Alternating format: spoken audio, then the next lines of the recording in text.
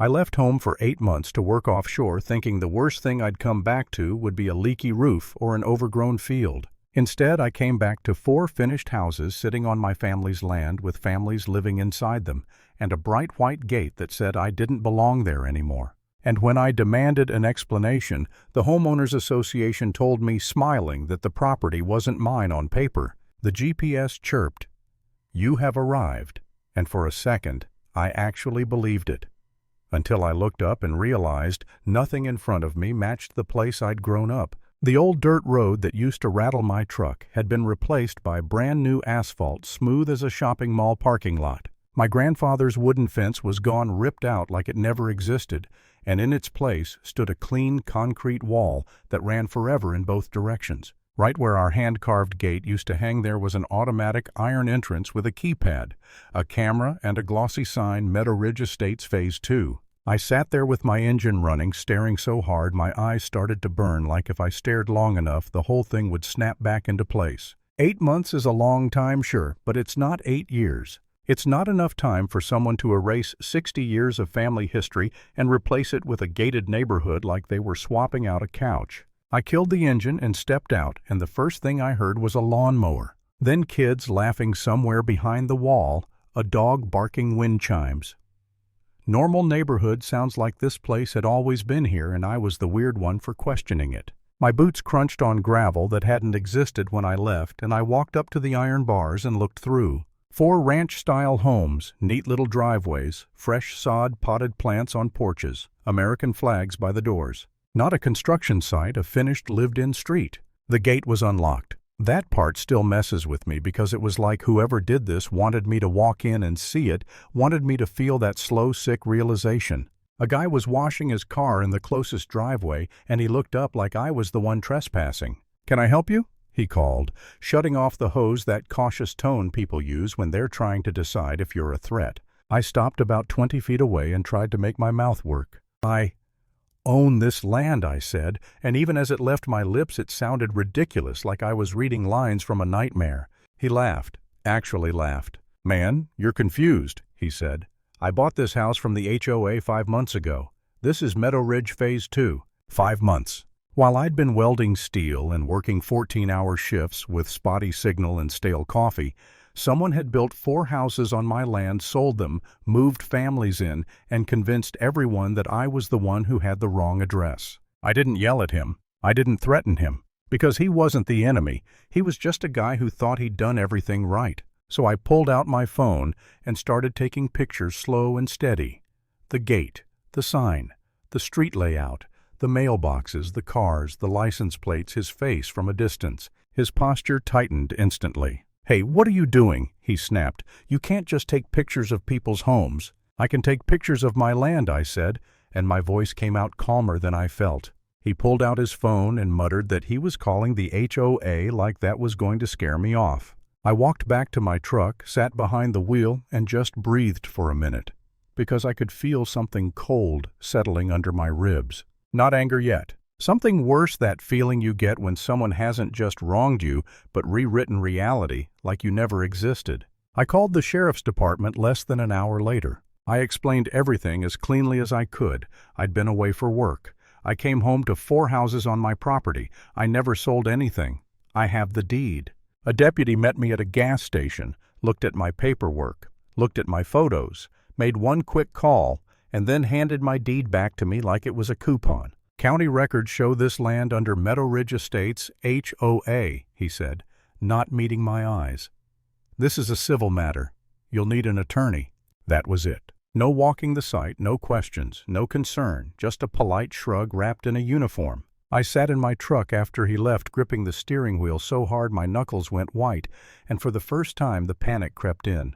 Because if the county says it's theirs, what am I supposed to do, argue with a spreadsheet? I drove straight to the HOA office in Phase 1 because I needed answers from the source. It was a converted house with a community management sign out front, cheerful photos on the walls, and a front desk that smelled like lemon cleaner and fake calm. A woman asked if I had an appointment. I told her, "Not really, but I'm not leaving without speaking to whoever's in charge." A few minutes later, she led me into an office where a woman in her late 40s stood up with a practiced smile. Perfect hair, crisp, blazer glossy nails. The kind of person who looks like she's never had mud on her shoes in her life. "I'm Cheryl Whitmore," she said, offering her hand like this was a networking event. "President of Meadow Ridge Estates Homeowners Association." Then she said the word that made my stomach flip. Confusion, like I'd misplaced my keys, not my entire property. She told me the county approved an expansion zone. My land fell inside it, and because they couldn't reach me, and the land appeared abandoned, the HOA was granted authority to incorporate it into Phase 2. I stared at her, waiting for the punchline. I didn't abandon anything I said. I was working.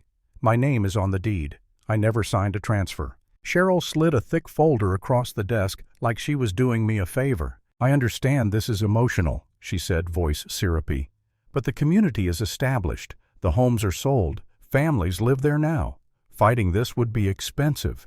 And frankly, the outcome is already determined." Then she offered me money, a goodwill gesture like she was tipping a waiter. I walked out with that folder under my arm, and in the parking lot I just stood there staring at my truck like I didn't know how to get inside.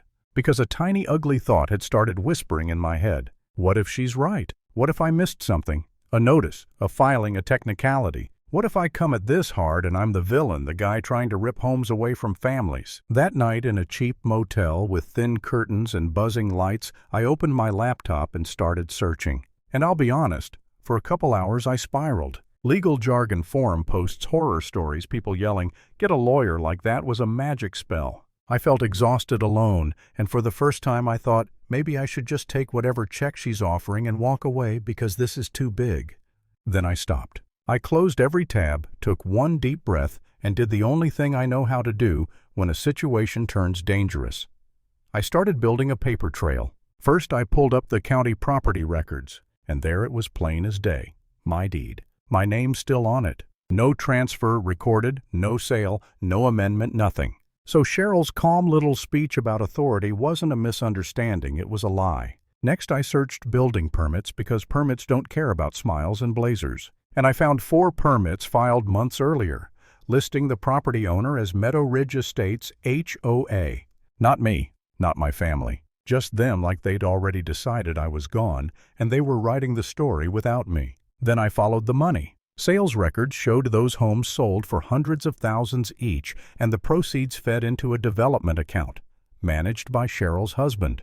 At that point, my fear burned off and got replaced by something sharper. Clarity. The next morning, I called a real estate attorney named Dana Brooks, a woman with a voice like a scalpel. When I finished explaining, she didn't say property dispute. She said, "This is fraud." 2 words, and suddenly everything made sense. Dana told me not to speak to the HOA again, not to open their folder alone, and to keep documenting.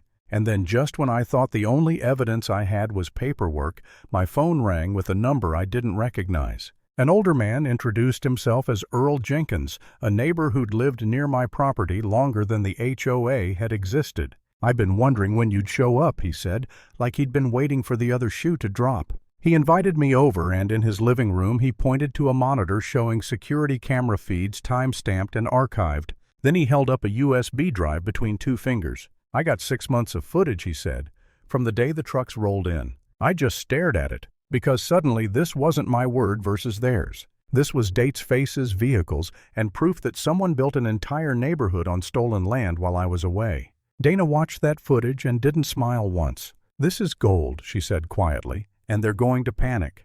She was right. Within days, the HOA sent an email blast to homeowners painting me as a scammer trying to disrupt the community. A lawyer sent me a cease and desist accusing me of harassment for trying to reclaim my own property. Dana read it and gave a tight, almost amused exhale. "They're not confident," she said. "They're scared." Then she laid out the plan, and it was simple, brutal, and how clean it was. We invited the HOA to mediation. Not to settle, but to get Cheryl on the record. Neutral office downtown. A mediator. A court reporter. And me sitting there with my heart thudding like a war drum, trying to keep my face still. Cheryl walked in like she owned the building. She smiled. She chatted about the weather. She sat down and crossed her legs, like this was going to be another meeting where she intimidated someone into folding. Her attorney did most of the talking. Good faith county procedure, innocent homeowners, all the usual noise people make when they don't want to say the quiet part out loud. Then Dana leaned forward and started asking questions, calm and gentle, like she was petting a dog she planned to bite. "Did the HOA sign the contracts to sell those 4 homes?" Dana asked. "Yes," Cheryl said without hesitation. "Who signed them?" "I did," Cheryl replied, chin lifting. "As president." "And the proceeds from the sales, where did that money go?" Cheryl's smile tightened just a fraction. "Into the Meadow Ridge Development Fund," she said. "And who manages that fund?" "My husband," she said, like it was perfectly normal to funnel nearly $1 million through a family account. Dana let the silence hang for a breath, then slid one document across the table. "My deed." Cheryl glanced down, and for the first time the mask cracked. Dana didn't raise her voice. She didn't accuse. She just spoke like she was reading a fact that couldn't be argued. "This deed shows the land was never transferred," Dana said, "meaning the HOA never owned it, meaning you sold property that didn't belong to you.